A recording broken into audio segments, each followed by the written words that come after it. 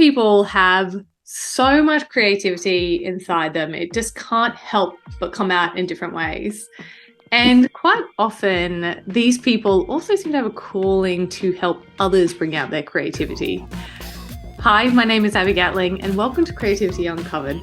I'm on a journey to find out how everyday people find inspiration, get inventive, and open their imagination. Basically, I want to know how people find and use creative solutions at home, at work, at play, and everything in between. And my goal for this podcast is that by the end of it, you'll be armed with a whole suite of tried and tested ways to summon creativity the next time that you need it.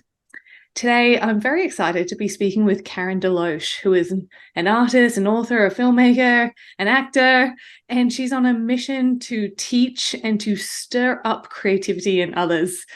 I already can tell this is going to be a really fun chat. So welcome, Karen.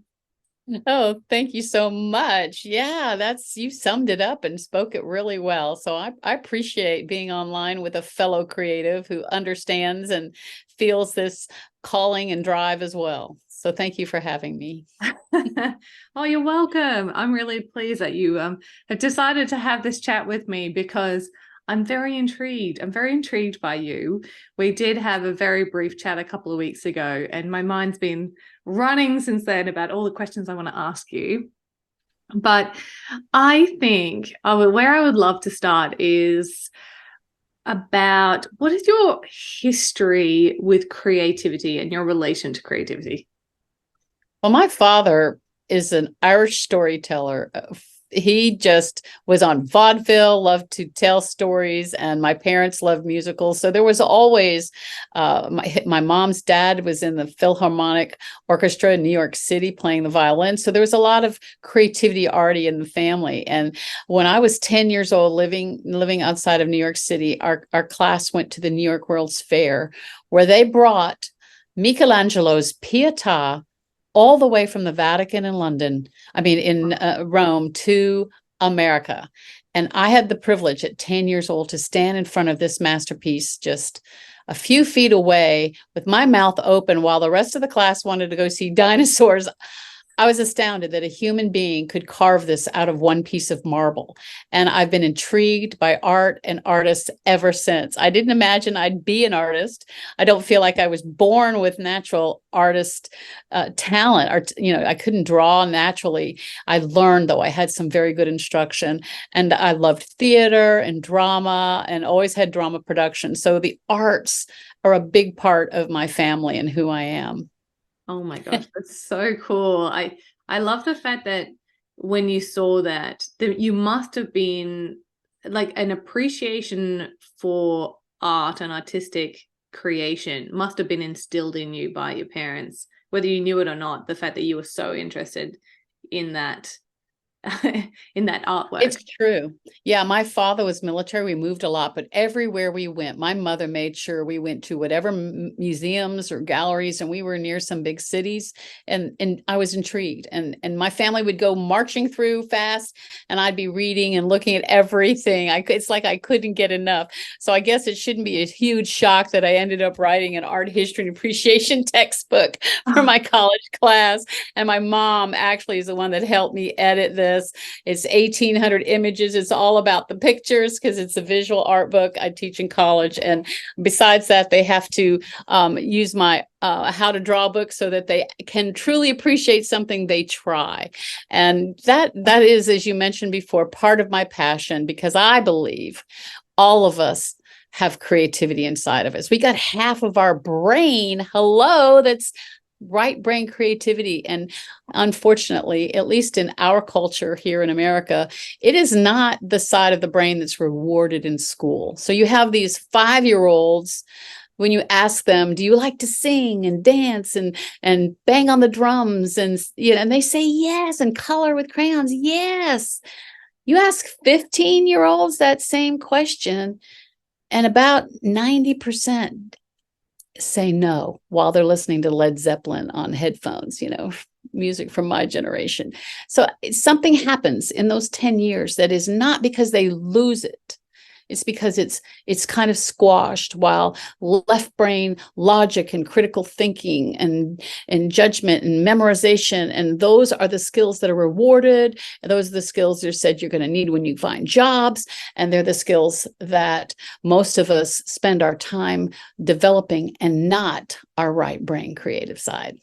I mean, what you said there is such a common story that we've heard on the podcast, that people, when they're younger, they have this kind of unbridled creativity and it's encouraged. And then at some point it's just sort of stopped because, external pressures or internal pressures. Like, did that ever happen to you? Oh, yeah. I mean, I got totally squashed when I was in college. I went to art school. I chose art and theater, and I did okay in drawing. I'd learned and gotten some good drawing instruction, and I was keeping up with my peers, but painting was another story. By the time I started getting into painting classes, they were very intellectual oriented, very left brain, abstract expressionist. And I wanted to paint people and landscapes and things that were beautiful. And it was so not appreciated, to the point of using 4-letter words to describe my paintings. So much so that this is the tragedy. I didn't finish a painting for 20 years. And that's the truth.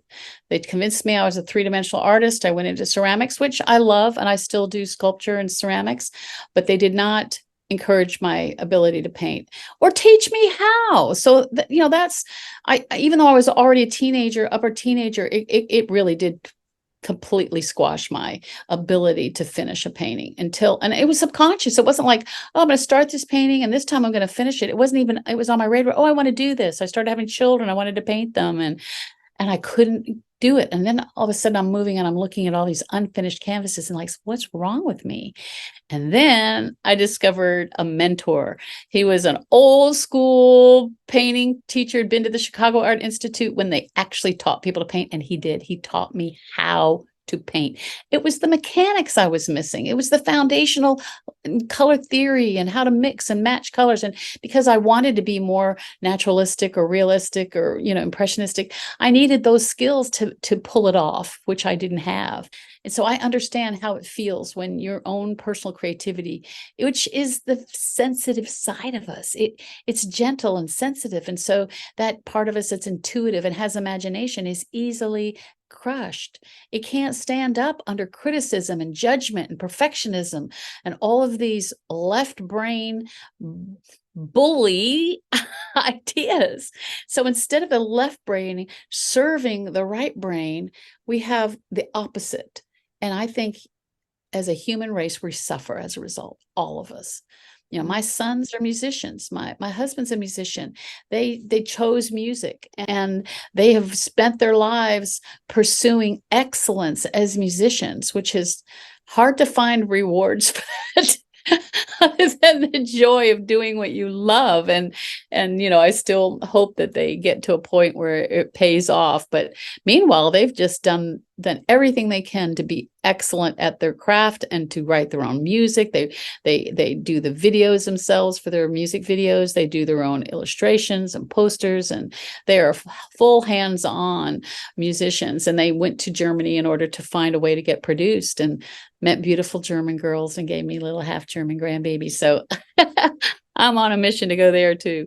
But yeah, it's a universal human desire to find a way to create. It's part of our very most inner being. And if we don't, we feel that lack. Maybe we're not all artists or actors, but we almost all have a poem or a book or a story to tell, or things to weave or knit or quilt, or there's so many ways to be creative that's not limited. And of course, music and dance and singing. It's hard to find a person that doesn't have some way that they can develop to be personally creative. Ugh, I 100% agree. And it absolutely just crushes me to hear that you had that experience. I had a very similar experience actually when I was in high school as well. And it pushed me in a whole nother career path. And I finally, I've made my way back again. But it's so interesting the influence that people around you have on your creativity, because it is such a sensitive and personal and expressive thing to be artistic that it can be easily crushed. So I'm sorry to hear that. I know. So I, make wherever I am as a teacher, as a mentor, a safe, no criticism zone, even if it's, Zoom, online, wherever it is, no criticism. And I'll tell you what, the older we get, the harder that is to do. We're so used to that, like I said, the left brain bully saying, you're not good, you can't do that. It's just terrifying to most people to try something new creatively, whatever it is. And that's just so sad, because it is that inner 4-year-old, 5-year-old is still there, wanting to dance and jump and sing and spin and bang on the drums and be creative. So, and color, even outside the lines. I love to paint big, and it's just a family story that I would end up painting on the walls, because the paper just was never big enough for me. And my mom, oh man, I can't tell you how many times I had to figure out how to wash the walls. Ended up doing murals for years. That's a good solution. Mom, that was practice, drawing on the walls when I was a kid, but it was like, didn't go over real big when I was little, but I ended up doing murals in homes and restaurants, and just love it. Create an environment. That's one solution. I mean, make it purposeful. I meant to paint on that wall now. Yeah, my husband says our walls are just canvases for me. And most every room has probably a mural somewhere. Oh, that is so cool. I would love to see that. I would love to see that. So it sounds to me though, you had that experience, and that experience of being crushed, and now you're sort of going out of your way to make sure that doesn't happen to your kids and your in your teaching. So tell me your approach to this, or how did you get into teaching? Well, as an artist, you think, how am I going to make a living, right? So I made a choice to get my master's degree so I could teach in college. I didn't think I wanted to work with children until I became a mom of my own, and opens up a different world when you become a mom, as you know. And of course, children are so easy to influence, in the sense that if you are a creative, you get to try all these things with them and see which way they're bent, if it's music or art or singing. The joke is that my children are all studio babies, and because we ended up homeschooling, we had homeschool children that would come and do art with me, and we had bartered so they could have science or math, other courses, languages with other parents, so that I could, all right, I'll teach your children, you teach mine, and we would do that exchange. And then if they bring them, sometime I'd let the moms come free, and discovered some beautiful creative moms in the process, because usually it's the moms most of the time, and I found some very talented people. The other thing that started happening is that a lot of creatives, if we're bent that way, we don't necessarily succeed at a lot of left brain learning. And it's not, some people are more balanced, left brain, right brain, but some people are definitely bent, and they're labeled. They don't sit still well. They're visual learners. They're kinetic learners. So they don't sit in classrooms for 7 hours. They feel like they're stupid because they don't learn well that way. So we could take them home and do manipulative math, where they could build, and learn structures through manipulating the math. And there was ways to teach that fit for my children. And it turns out I'm not the only one with children that don't do well in those environments. A lot of children have learning disability. Doesn't mean they're stupid, So if they could come to the studio, have success, it really gave them courage to try other things and to keep persevering with the things that were a lot harder. So I felt like I was really coming alongside these young people, and I saw many of them grow up, and I've even taught their children, been doing it so long, teaching their children how to draw or paint, and seeing their creativity spark alive, and seeing it work. And I realized that these techniques that I've developed through how to draw and how to paint and are not only based on historically foundational skill building, but they work 100% of the time. No matter where somebody starts, whether they have talent or not, they're going to get better. based on these, because that's what they do. And I have techniques that get you out of your left brain and into your right brain. And so those are really fun to share with people and see them get out of that performance orientation, product orientation, that the fun of doing it is actually taking over, the joy of actually doing it. And now I've been studying the science behind it. So before I just did it and saw it work and didn't understand it. And now I've been learning about the brain and the functionality and neural pathways that are formed. And can I give you one example that is really powerful of a student of mine who grew up in my studio, and he had lots of learning disabilities.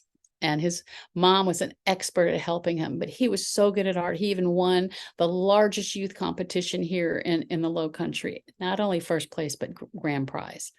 3 months later, he got a brain infection that caused a stroke, and at 17 became paralyzed on one side of his body, not expected to live. He did live. Talked to him yesterday, as a matter of fact. He had to have a plastic skull put on his head. Oh my gosh. At first he couldn't talk, walk, he couldn't use his left leg or hand, but in 4 months he could shuffle, still couldn't talk, but his mom brought him back to the studio. And I endeavored to teach him to draw with his left hand. In a very short time, he was as good left-handed as he had been right-handed. I get the call from his neurosurgeon. What are you doing with David? He is stronger with his weak hand than I am, and I'm a surgeon. Not only that, there are improvements happening in his brain that we can verify on his right side. Yesterday, he carried on a full conversation with me, whereas I remember when he couldn't even hardly put 2 words together. Now he's talking in complete sentences 10 years later. And I'm like, come back to the studio, come draw with me, come paint with me. And I see that dance between art and science that work together, the brain science. And there's even a category of neuroscience called neuroarts. So they take veterans. There's whole programs where they take veterans suffering from PTSD and other physical and emotional problems, and they do art projects with them. And they're finding just not thinking about their physical problems, emotional problems, brings healing. That's so exciting to me. Wow. I mean, what is the connection there? I mean, is it what is the connection there? I'm thinking that with the story with David, he kind of already knew all the sides of creativity, and he had all that sort of sitting away in there. He just had to train his body again to do it. But exactly right. How does that work? Well, according to his neurosurgeon, there's literally, because he had already been a creative, he'd already built up a lot of pathways, because you're cooperating with your right brain when you're actually drawing and painting or sculpting or using, like my sons with their instruments, they can play them left-handed, right-handed. You're using piano with 2 hands. It's not like one, you're just using, I only use my right hand all the time. They're using, their weak hands all ways. David learned to do that. He was already developing these neural pathways between his left brain and right brain before he had this severe brain trauma that caused the right side to be damaged. I guess prefrontal area of his brain was damaged, and he's creating new pathways all the time to function. He can walk now, he can talk, he can use his hand a little bit, but he still doesn't write with his right hand.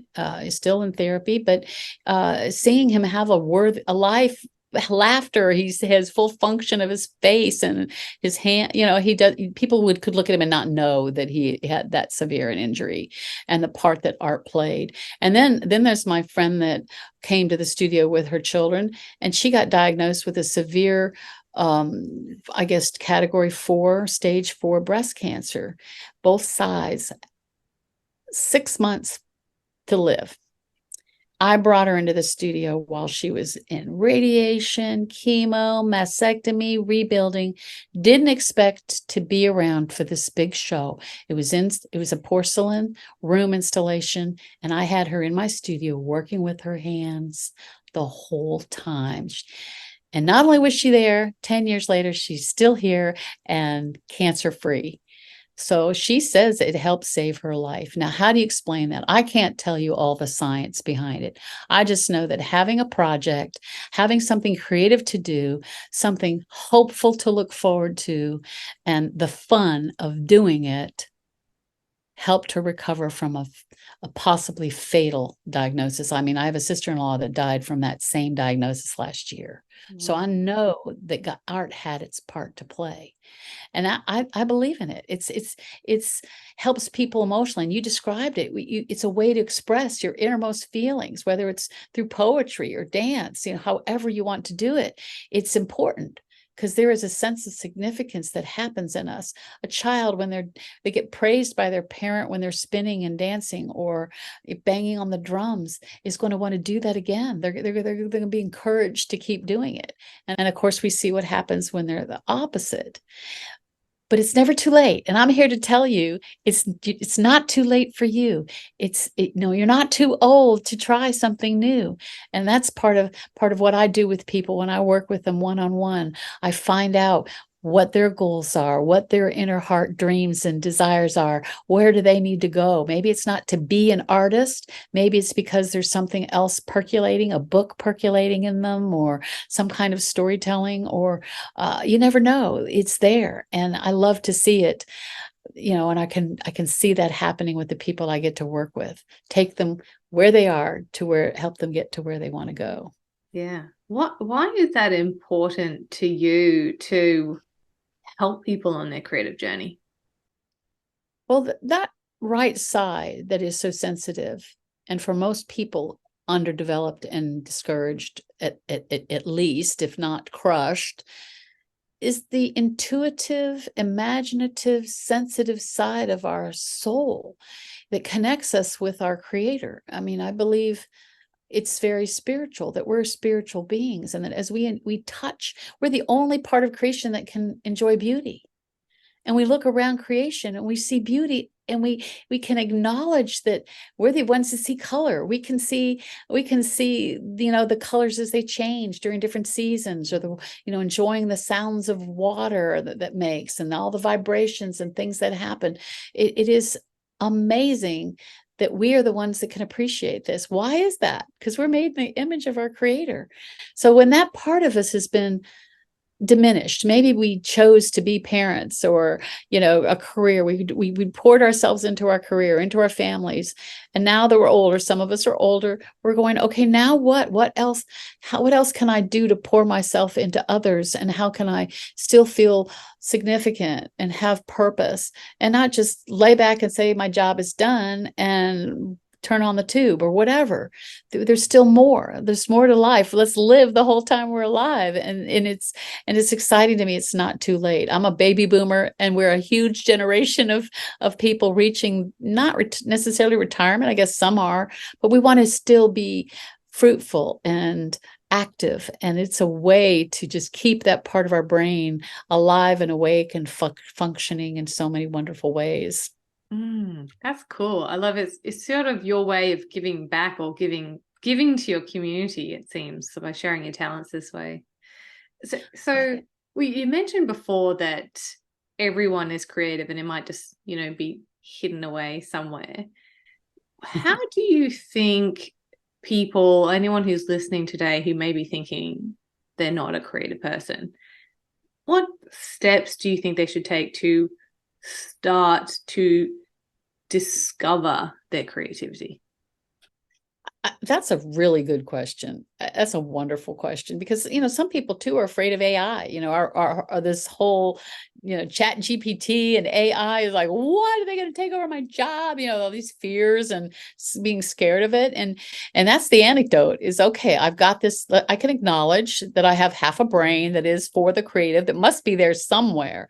And I know that if they examine their hearts and think, what kind of dreams when I was 4, when I was 5, what was in there that really moved me and wanted me to, I was doing drama productions in the backyard, and giving money to Jerry's kids. That was an American fundraiser every year for children with muscular dystrophy. And so you put on a play and you invite people to pay $1 to come see your play, and then you send it, the money to him. And, it was okay, we could do this. And, we would write them and direct them and get the neighborhood children to do it. There's so many ways that this can be encouraged. And everybody who's ever been a teacher knows that you're going to be using your creativity to keep children or even young adults, however age group you're teaching, active. Or maybe you've got little ones at home and you're looking for creative ways to not let your toddlers drive you crazy. And you just, in little spurts, they like to drum. There's some children right away, they just want to drum. What was driving you when you were little?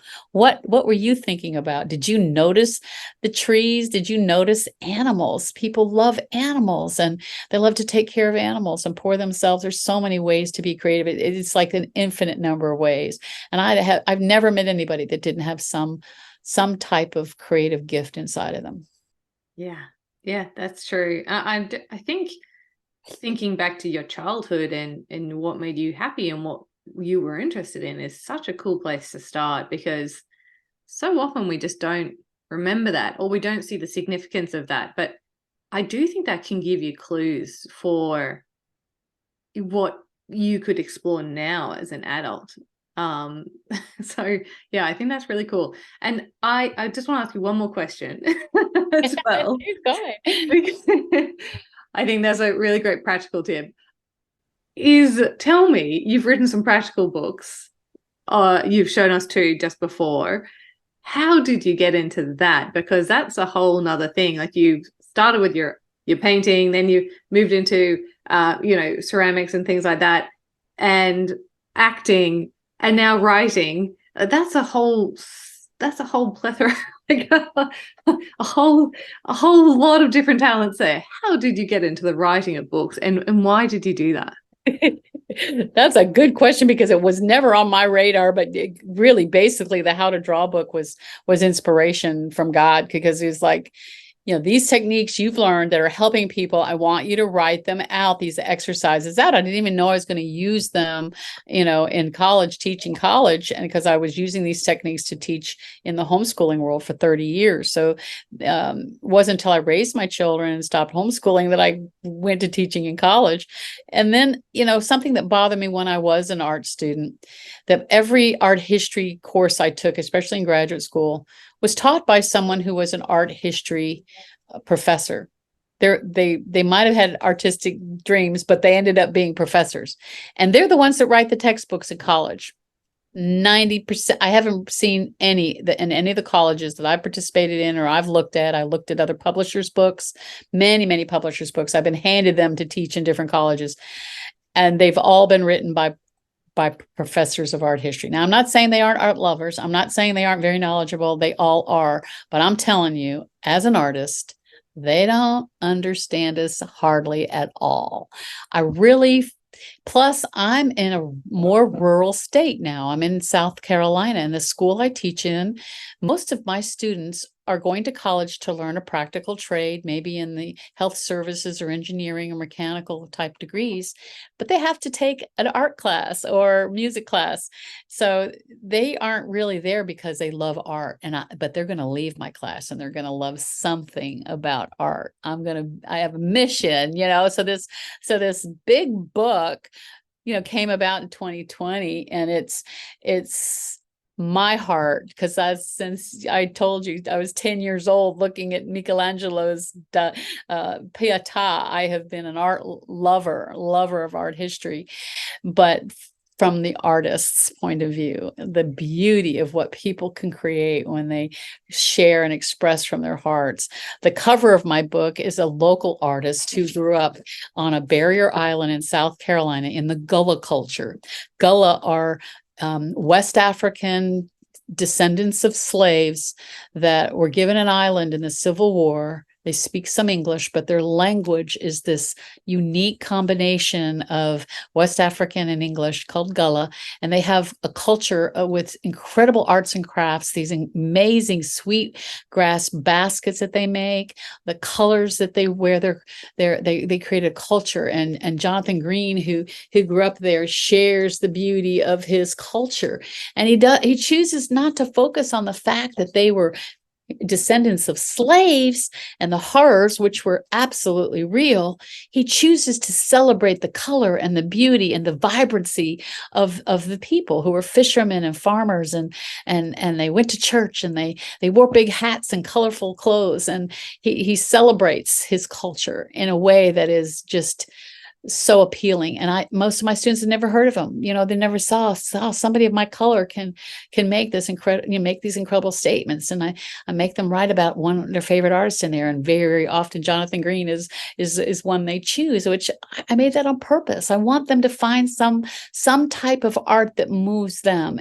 And I promise you, no matter where you come from, if you're conservative or like things a little more esoteric or bizarre or out of the box, or maybe you just like things to just look like they're supposed to look, it's okay. You're allowed your opinion. You're allowed to feel and think and enjoy what pleases you.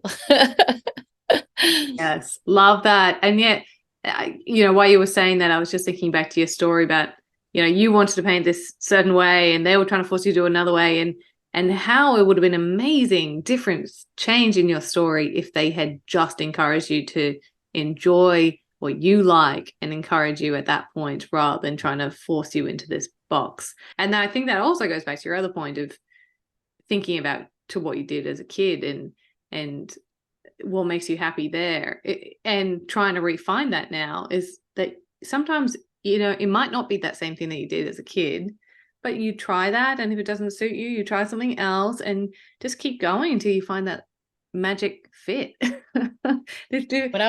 That's true. Absolutely. Yeah, because even within the painting world, as you said, there's so many different styles and approaches to painting that if you try a paint and sip and it's not the right thing for you, that doesn't mean that watercolors don't fit. It wouldn't fit you, or drawing with a pencil instead, or whatever else. So I just think I love that idea of that. It's this kind of constant exploration and testing the waters and seeing what is the best fit for you. Yeah, our daughter wasn't musical. She didn't grow up musical, although she's picked up some instruments since then. But she's always loved fashion. And she can take things, and being a little girl after 3 big brothers, we had her late in life. She's been the delight of our lives. She was given bags of clothes just dropped on the door, because there's just so many more girl clothes than there were boy clothes. They wear them out. There's hard to pass on much, but girls have bags and bags of clothes, and we had so many clothes, and she would put them together in new ways. She knew, I'm talking about 3-4 years old. She knew what worked for her, what didn't work for her. And, she'd just and then she'd pass on what she didn't want, or she'd mix and match. And she just had such a creative flair with her fashion sense since she was little. And then, we were in the store, and I'm rolling her along in a stroller. It's a great big department store. And she's looking at all these racks, and she says, "Mama, what are these?" I said, "Well, that's where people can buy clothes." She goes, "People have to buy their clothes?" Oh, bless. And she made me the best. She designed it and made this fantastic apron for me to throw and on the potter's wheel with, because I'd had one that had a slit in the middle, but it still would fall off your lap, and you get clay all over when you're on the potter's wheel. So she overlapped it. She designed it so that when I sit at the wheel, it still lays on my leg. She knows I like to wrap the straps around to have the tie in front, so I don't have to stretch in the back. Deep pockets to keep everything. She designed this for me, and it's just so beautiful. She used hand baticked fabric, because I've taught batik through the years, so they all studio babies. So and she's not a professional artist. This is just somebody who loves to use her creative ideas and into her imagination, and is free to do that. So I'm grateful. That's cool. I think your approach to that is just fabulous, that You have no pre-formed ideas about what you want your kids to do. You're just letting them truly explore and express themselves. I think that's really wonderful. Well, thank you. I'm sure you do too. And that's kind of, with the homeschool world, you're already kind of outside the normal, because we have a state with pretty much the lower end of the education scores, and so a lot of parents just didn't want their children in those schools, and wanted more for them. And, so we just tried always to just make sure our children had the best opportunities for them, what works for them. And it's all parents feel that way, I think. And parenting is a creative experience. They don't come with a owner's manual. So you're always trying something new, just even to get them to sleep, for goodness sakes, using your creative gifts. I bet. Continually problem solving. Right. Exactly right. Oh, fantastic. Well, Karen, how could people get in touch with you if they want to find out more about the good work that you're doing?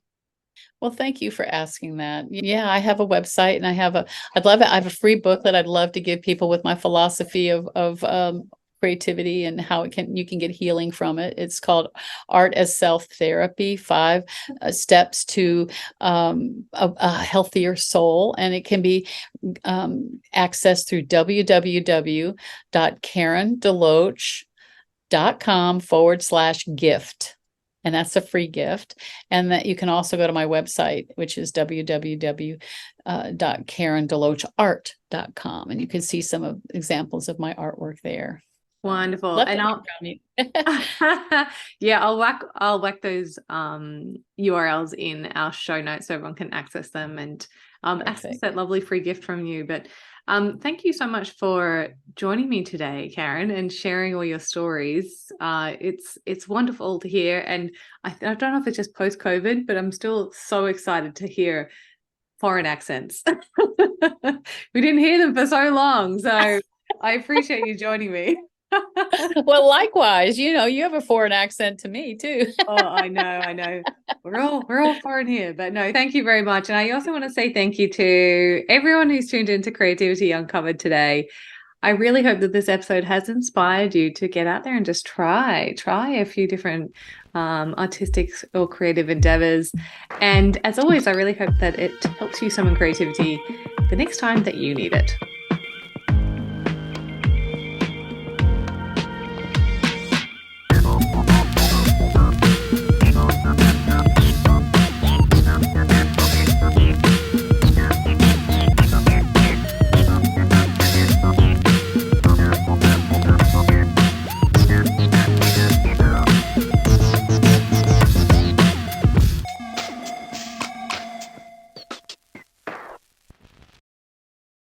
If you've made it this far, a huge thank you for your support and tuning into today's episode.